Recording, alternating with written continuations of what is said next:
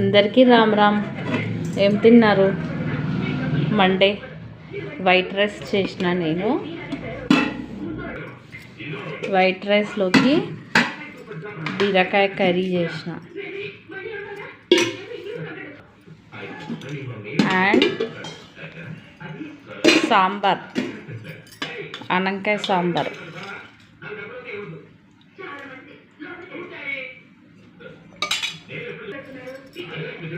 మామిడికాయ పచ్చడి. Full recipe నా ఛానల్లో ఉంది, చూడండి. పెరుగు,